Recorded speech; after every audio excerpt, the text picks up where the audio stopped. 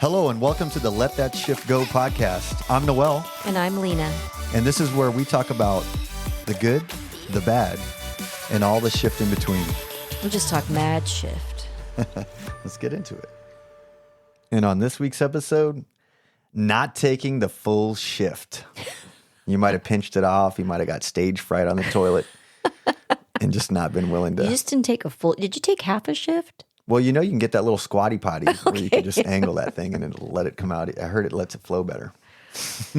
Anyways, really what we're going to talk about is upper limit living. Yeah. And that's when you have this glass ceiling that you don't know that is there. Mm-hmm. So we'll get into that in a minute. But let's do the skin deep cards. And you're going to go first. All right. So my question to you is, what is your biggest hope for our future? Ooh. Well, that's a banger. That we can help as many people as possible, thousands of people, coming into being more authentically themselves by sharing our story. Yeah. And really that they can get to know the people they love better and to know themselves better and to really figure out how they serve. And to just live a very fulfilled and meaningful life. Yeah, I also, to tack onto that, I hope that other siblings can connect like we did. Yeah. You know, I think that's so important. I think so many people, so many families don't connect. Missed opportunities. And then be able to collaborate like we have and just share and find excitement in things that we, do together. Yeah. Definitely. Not take for granted these people in your life that have your whole history. Yeah. And that you share a common history with. Maybe viewed completely differently, but there's just such a beautiful opportunity there. Also, if you need a kidney, I mean, you probably should have a good relationship. So anyway, okay. What's your question? Oh, my question is, what talent or trait of mine do you appreciate the most? What talent or trait? Gosh, there's so many. It's not my hip hop dancing. No. Gosh, there's so many, but I think probably the most important thing is your ability to figure out the patterns in other people and to see patterns in other people and see where they're not free. Yeah. I like that. I mean, because you say things and I'm like, oh, how do you just see that kind of stuff? It's almost like your intuition just so in tune that, I think it's that's truly your gift, is to be able to show people where they're not free. Yeah. Get them unstuck. Thank you, brother. I like that. You like that? Yeah. Hell yeah. I like that. All right. So let's get into this upper limit living. So this is based on a book that I've been reading by Gay Hendricks. Okay. It's called The Big Leap, I believe. And he talks about this thing called upper limit living. And when I heard it, I was like, what? Yes, I know I have done it. Probably most of us have. And it's talking about how, we have this inner thermostat inside of us, right? So especially in regards to things like love, success, abundance, and creativity. And so there's this inner thermostat of like, how high can you go? How successful can you be? And we'll reach this threshold oftentimes, and then we'll find ways to self-sabotage so we can get back into where we actually believe we deserve to be. Yeah. And, at first it doesn't make sense. It's like, well, I would want to be as successful as I possibly can. I would want to have as much love or abundance as I possibly can. Yeah. But if you're not aware that you actually you have an upper limit, that once you reach that, you'll start to do things to bring yourself back down. Because even reaching that glass ceiling feels really uncomfortable. Like, I don't know what I'm going to do. I don't know how I would do this. I don't deserve it. Whatever the stories that you might tell yourself are. And then end up just not really being able to reach that full potential of whatever it is that you came here to do. Yeah, I think that in the family dynamic for me, I think that's a lot of the reasons why I self-justified my actions or the things that I did, with verbal abuse or any of the stuff, just talking down to my family. And I think because I thought I was doing so much better than my parents did that this is great. I mean, I'm doing, you know what I mean? I just kind of said like, well, this is way better than what I had. Now, do you see there though where there would be an upper limit? Yeah, Because that's what I'm saying. you reached a very, I would say, like especially in our family, a very high level of success as far as the home, the family, the vacations, like all the things on the outward scale of what success looks like. It's like you had hit that glass ceiling. Yeah. So in order for you to go past that, it's like, no. I'm going to have to sabotage this at some level so I can stay within this zone of, comfort. Yeah. Right. So where the dysfunction was. Yeah. Because yeah. how do you get out of that? Well, I don't even know what that would look like. And so if you're not aware of it, then you don't even realize that there's a self-sabotage going on to keep yourself from rising even further into more love, more, abundance with your family. Yeah. Yeah. Cause I really didn't know there was more. I think I heard, Steve Harvey, I watched something where he made a reference that these fleas they took and they put them and they were jumping, right? So they can jump like 36 vertical inches on their own. And so they took these group of fleas and they put them in a jar that was only 6 inches tall and they put the lid on it. And then the fleas eventually learned that they can only jump that 6 inches. And when they took the lid off, the fleas still stayed at the 6 inches because that was that upper limit. Yeah. Upper limit living at the flea level. Yeah, at the flea level. So that's a really great example. Yeah, I that really just resonated when you said that. I was like, yeah, that's kind of what I see, I visualize, and that's kind of what I set for myself. I was like, wow, well, this is great. I don't need to go anymore. And I kind of got complacent and just kind of sat in that and stayed stuck. Yeah, because that old familiar zone actually gets programmed in early childhood. So just like the fleas when they're in the jar. Is that it gets programmed in early childhood. So if you're told that you're bad, you're bad, you're a bad kid, you're a bad person or whatever it is, or you can't do this or you can't do that, then you kind of learn like, there's the limit. Yeah. And so even as an adult, you don't realize that you actually have this set point in your psyche that's going to keep you right there at that comfortable level. Because even exceeding that becomes uncomfortable. Yeah. So that uncomfortability, you'll start to do something that self-sabotages. And he talks about there being different zones, right, that we operate in. Okay. And I found this really interesting and actually very true, and how it applied to me in so many ways as well, is that there's this zone of incompetence. So those are the things that you can't do, right? You don't do well. A limiting belief. Well, it's just things that you're just not good at. Like if somebody said, Lena, can you knit me this blanket? I'd be like, yeah, that's definitely my zone of incompetence. Okay. I can't do that. We all have those. We all have those. We don't really spend a lot of time there and you're not good at it. So, but your ability to free yourself from that, the sooner you can, the better. Like that would be delegating, right? Like I'm going to have you do this. This is where you excel at. That might be somebody else's zone of excellence, right? Is your zone of incompetence. So realizing I'm not good at this. I don't need to make myself good at it if I don't enjoy it, especially. I'm going to, delegate it or leave it, or I'm not going to spend a lot of my energy on it. So you're recognizing those areas in yourself? Is that what we're trying to do, is identify those? Right. You you tend to probably stay away from those areas, but some people just get stuck in it thinking they need to figure it out, and they spend a lot of time and energy in a zone of incompetence. Yeah. Right? Nobody wants a blanket that I knitted in my zone of incompetence. It's not going to keep you warm. Right. And then you move into the zone of competence, and that's sort of things that you can do well, but so can a lot of other people.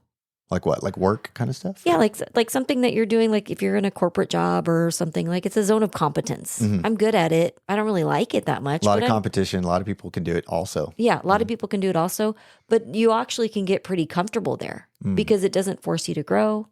You don't feel like you're a failure at it. That seems like a good place, right? The same with the fleas. I'm not going to jump 7 inches. I don't know if I can do that, but I know I can do 4. Yeah. And 4 is pretty good, 4 or 5.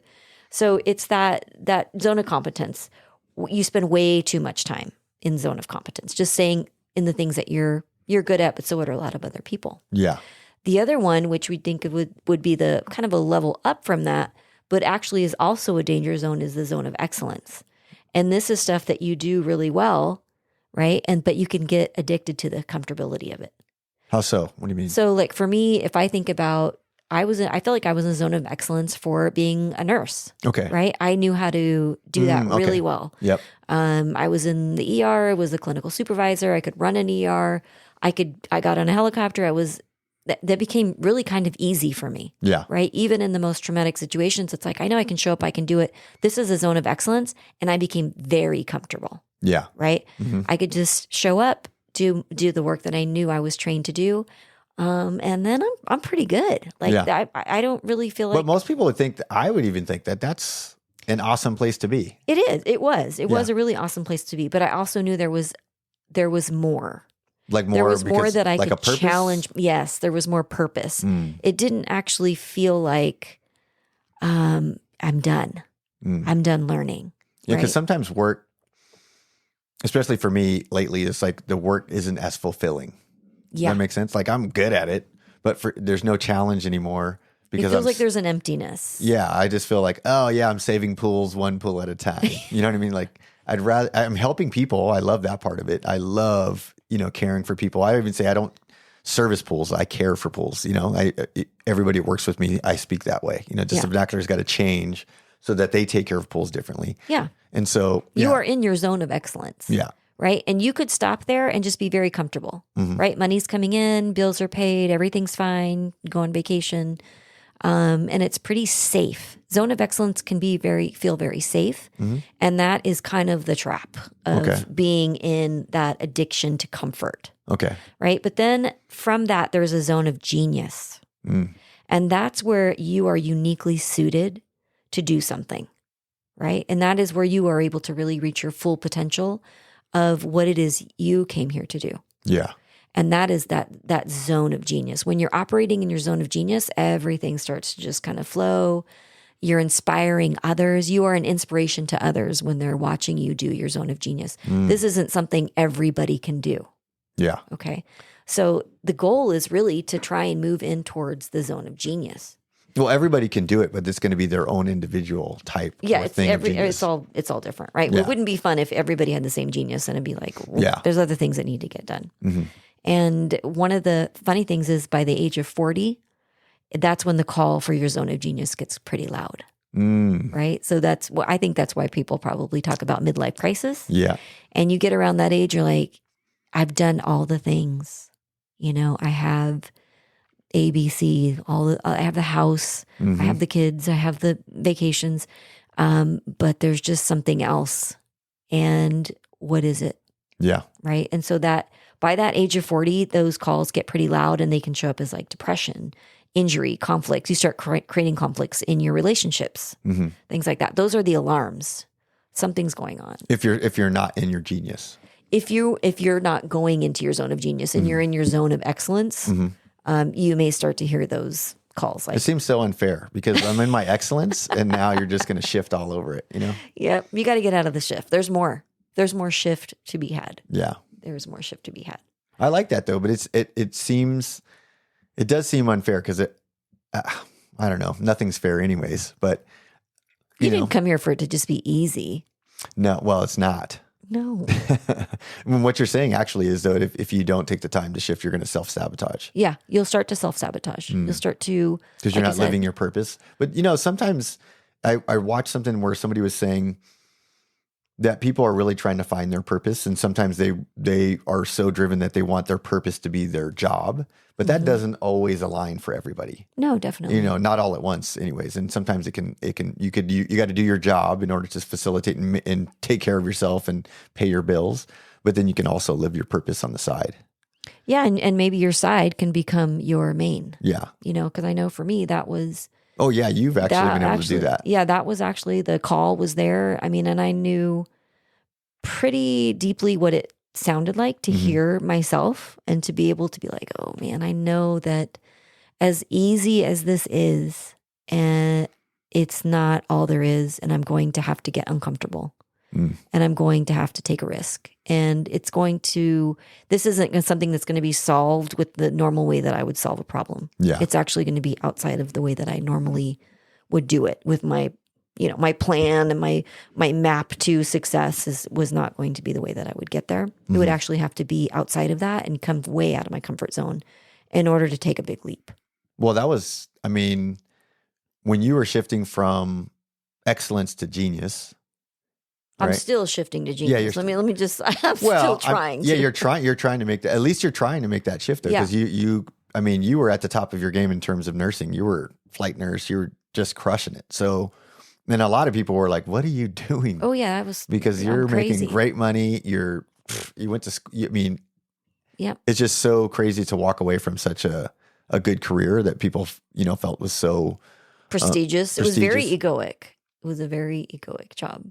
Yeah. It satisfied a lot of ego for me. But you're helping so many people, Yeah.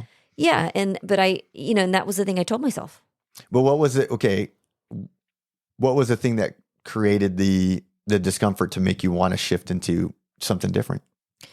I felt a deep calling to continue to grow and wanting to help people on a different level. Also, the Western medicine system just was not in alignment with what I believed about really helping people heal on a deeper level, on an emotional level, which I think actually does lead to on physical levels. And now then I was living out of alignment. And I knew what living out of alignment meant. What it could lead to was these little whispers would turn into shouts. Yeah, you're a real piece of shit. I mean, you were saving lives, flying over and, just saving lives here and there. Terrible. I mean, I don't know. It sounds so. See, I could have got real comfortable in that zone of excellence. I mean, but you're really saving people's lives. So that's what, for me, it's a hard jump to see like, oh, that wasn't good enough. But now seeing what you're doing, I really understand. Because I think you made a reference to like pulling people, that it wasn't enough to pull people out of the river. I really wanted to go upstream and find out why they were falling in. And that felt like way more of a calling for me. And it was an undeniable whisper at the time, is that's what you're here to do. And I had to be willing to get very uncomfortable with my finances, with my status, what people thought of me. And I had to really be able to let that go in order to make the leap. And it was really kind of shining a light into those places is what helped dissolve the fear, of just kind of moving into it. And that moves into like, how do you know when you're kind of operating the zone? There are 4 fears, right? Or false, like kind of stories we tell ourselves. Okay. So one is a false belief. So a false belief could be you are fundamentally flawed. Like you are not good enough. You are not smart enough. You are bad. That you, in some way, there's something wrong with you. That's why you can't do this thing, right? So that might be something. Another one would be that if by doing it, you are being disloyal. So you're being disloyal to your family, by rising too high or by moving into this zone of genius, like, but I'm going to leave people behind. I'm going to leave my family behind. I'm going to leave people behind. Or I could even have looked at it like, well, I'm going to make the people who, my closest friends, nurses, are they going to see me as disloyal to the nursing profession? Oh, that could be something that could also stop me. The other one is that we are too much of a burden. Like you shine too bright. You're too much. We don't need to hear about all of your things, or how hard it is for you is really not something anybody else wants to hear about. Like you're too much of a burden. So that could possibly stop you. The other one that I find really interesting, and not necessarily that it applied to me, but I could see how it would apply to a lot of people, is that you dim your brilliance so you don't outshine someone else. So an example of that could be if there was, if you were siblings. Like we didn't have this because we didn't even really grow up in the same house. Yeah. But if you had siblings where, let's say one of them is an amazing, your older sister is an amazing singer, kind of like me, but not or really. Cat. Or Cat, yeah. Yeah. Right? Like Cat. Let's say, for Cat and I thought I was a great singer. Okay. And then she comes in and she just blows it out. Of the Like water. she's gone beyond now. But she's like, oh, I can't, I can't shine that bright because it makes her sad. Or it makes my parents sad to see her not, have her, the attention on her. So that could cause this other person or cause this person with this great genius to be like, yeah, I'm not comfortable. To dim themselves. Yeah, to dim themselves because that light just really casts a shadow on everyone else around them. So they will dim their light to not cast that big shadow. And that could be another thing that's really kind of keeping you at this the 6-inch flea Yeah. jump, right? So what happens is when you start to unknowingly feel those upper limits, you will start to create dramas. You'll start to create, sickness, illness, like all of those things to kind of keep you at your set point. But what do you mean by like create? Because I'm not going around trying to make myself sick, right? Oh, well, I mean, think about subconscious things. Like it would be very unconscious things. Unconscious. Very unconscious things. Like if, like there's been, I remember there was a story, I don't know, I can't remember what actor it was, but he was playing Batman. And it wasn't Val Kilmer, but I don't know, one of them was about to get this big award, right? He was going to be awarded for his role in whatever. The night before, he's in the hotel and he gets into a huge fight with his mother-in-law and his wife. And the police are called. And then now he's completely like just defamed in the media. Like this, you're an out of control, angry freak, whatever. And so just about at the time you're about to rise to this next level of, celebrity or whatever success, you do something that just brings it right back down.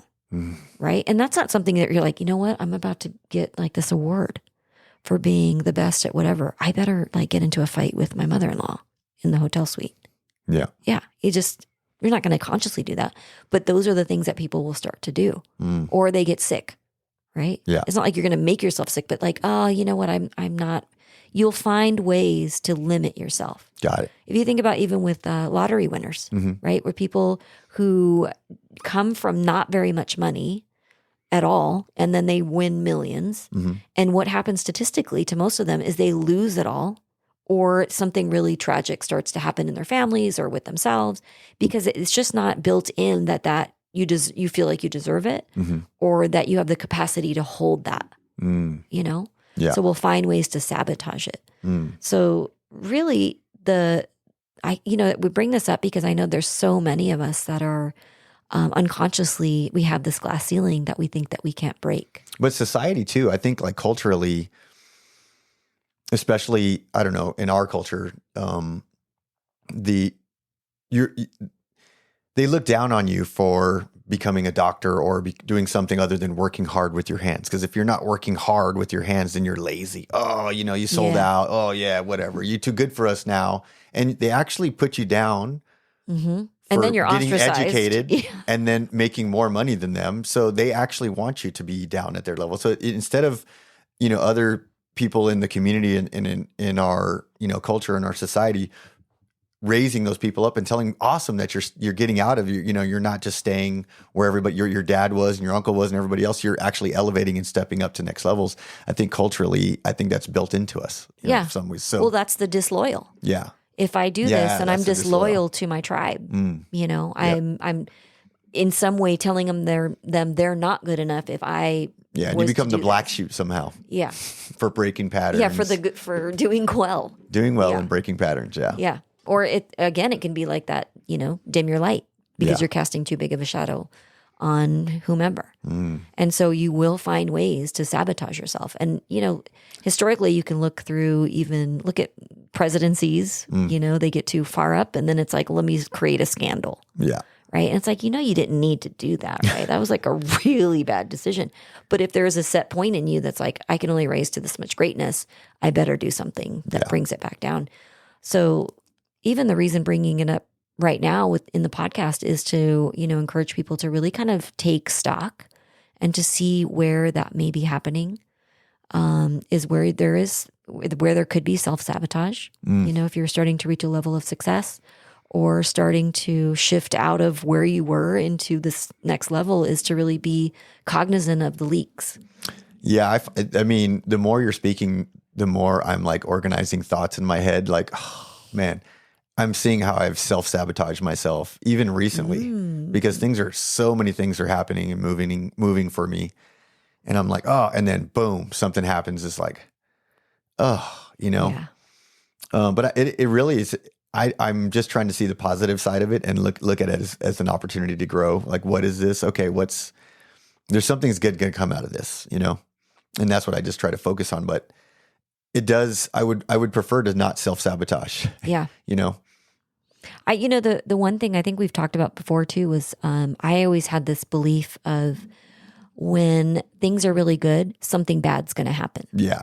And that is a form of self-sabotage, because whether or not it was the bad thing did happen or I would create the drama or something, I'd be like, there it is, see? Yeah. And then it would just bring me right back down to a comfortable point where everything was like, okay. It's not great. Yeah. Because if it feels really great, then that means that I'm going to start getting anxious that something bad is going to happen. Yeah. Which then is a self-fulfilling prophecy. Yeah. So it's like, is that actually true? No, it's not. Well, I had a conversation with you last week, which was there were so many good, positive things happening. And, Lucas Mack was saying in one of our sessions in class was, whatever you focus on grows. And so I started to really focus on positivity and having good experiences and empowering myself.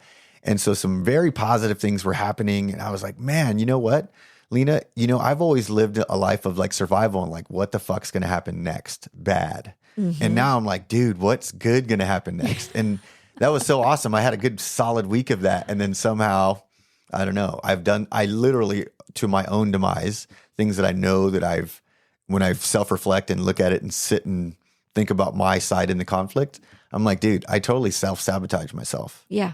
Because you know why? Because it's more comfortable. Yeah. It's back to where I'm comfortable being. Yep. Because it's pretty scary. I mean, you don't think so, but any level of success past where I've been just kind of, Yeah. Yeah. Like, or the whole thing of like, well, the bigger you are, the harder you'll fall. So if that's your belief, you're like, well, I don't want to rise too big. Yeah, there's some of that. I have that. Yeah. I definitely have. Like, I don't want to, if I do that, if it becomes too successful at whatever it is, then there's the bigger crash. But then you're living, what's that when you're afraid of losing money? You have a term for that, like where you're just so afraid of losing money, or it's just a fear of you don't want to have too much because then you could lose too much. Yeah. Well, there is another self-limiting belief because is that even true? Yeah. Right. And some of the signs are, if you're in constant worry. Okay. So worrying, you know what I think about worry? It just pretends to be very necessary, but it actually does nothing. It's like sitting in a rocking chair, rocking harder, hoping it'll go somewhere. You're not going to go anywhere with worry. If you have a worry and because there's a decision you need to make, then make the decision and then let it go. And if there's another decision, make that decision, let it go. But if you're having a lot of worry, it is a sign that you're hitting an upper limit. The other one was if you start going into a lot of criticism. Self-criticism? Criticism of, it could be of self or of things going on. Oh. Like you just start criticizing everything. You're bringing a lot of negative energy with criticism. Like naysaying kind of thing? Like this is never going to work? That kind of thing? Okay. That or, they're not doing this right. You're not doing this right. Whatever it is. If there's a lot of criticism or blame, right? That you're just blaming everyone else around you for what's going wrong or whatever, then these are signs. These are like the little warning alarm signs that something's going on. Or deflecting. So if somebody's like, "No, well, you're doing so great," you're like, "No, not really." You're just deflecting compliments. Oh, really? So think about when you deflect compliments. Like, no, don't tell me that things are going well or that everything looks great or no, it's that's not. humble pie. Yeah, no. When you're deflecting, and instead of saying like, "Hey, thank you. Thanks for noticing that," or "You know what, you're right," and getting happy about it, it's like, "Yeah, but you know what? It's not really that great because blah blah blah." I've you're done deflecting. that a lot. Oh, well, see, a little something to see. Where are you reaching your upper limit? And in that, what starts to happen? Arguments, conflicts, getting sick, getting hurt, or there's some sort of breach of integrity. Okay, what do you mean by that? Breach of integrity is kind of like we're saying about the actor who's going to receive an award, and the night before he starts to go into a big fight, right? You will breach your own integrity somehow to kind of like bring yourself back down to this lower level because that's where you're used to being. And it was like, woo, that temperature was rising a little too quickly. Let's throw some ice on it. Oh, it's funny. The one that I had to ask you for clarification on is the one that I'm guilty most of. Oh, really? Yeah. Fuck. Thank you. You're welcome. Thank you for your medicine. I'm learning even in this podcast as we speak because I haven't read this book, yet. You will. I will. now, definitely. Mm-hmm. Yeah. Yeah. Big Leap by Gay Hendricks. Pick it up.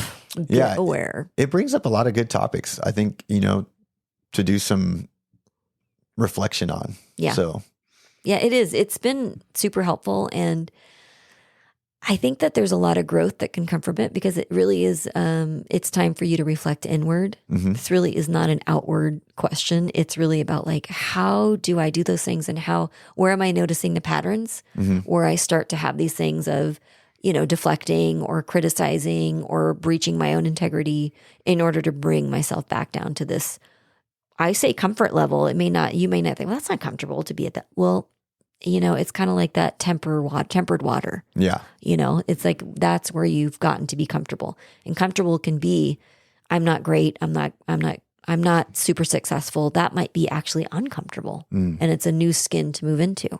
Right. So one of the things is really like, okay, well, how do you know what your zone of genius is?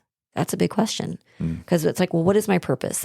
It can change. I think, every 7 years you go through cycles. Yeah. So mine does change, but you may just add something to it. Yeah. And there are some questions that you can start to ask yourself if you don't know what is my zone of genius. There's some questions you can ask yourself to kind of get some clues. So one of them is, what do I most love to do? Right? It's not about what you're doing for money. It's what do you most love to do? Like for me, it was watching this aha moment with people of like, yeah, do you see the pattern? Do you want to fix it? Do you want to like go in there? Like that would just light me up. Yeah. So what do you most love to do? Ask your body, right? Because you can feel it in your heart. Your heart opens, your body opens. It doesn't contract. Yeah. And what do you spend time doing and you lose track of time? Yeah. What is that thing? That was something I always asked my kids, like, growing up is, how do I know what I want to do? Well, what do you spend all of your time? You're like, oh my gosh, 4 hours has gone by. Yeah. Then that's a clue. The other one is the time spent that you could spend doing it, that it actually is very like productive of something, right? So you could spend minutes doing it and it actually is very abundant. It didn't take, 2 days to do this one thing that really was a waste of your time. Like there's a ratio of time return spent. on investment. Yes. Yeah. Yes, absolutely. And the other one is, what is your unique ability? What is your unique ability? And I think that's something that we're continuously discovering, but there are always clues. And one clue is, what's your side hustle? What's the thing you told yourself that is just a side hustle because you got to go do this safe job? Yeah. So just asking, what is my unique ability? I like those. Yeah. And if you don't know, ask people around you because they know. Yeah. Sometimes we're the ones who notice it last. I ask you guys those questions. You guys are really good at pointing those things out to me. So yeah, that's good. If you don't know what those things are and they aren't apparent to you right off the bat, then yeah. What do you most love to do? I can't wait to read this book. Actually, I like these questions that you have to give us some things to think on and really work through. What I'm here for. Well, another one. All right, that's been another episode of Let That Shift Go podcast. I'm Noel. And I'm Lena. Let us know what your questions are, and we'd love to use them on a future episode. Or check us out on Insta at Let That Shift Go, or visit our website, serenitycovetemecula.com.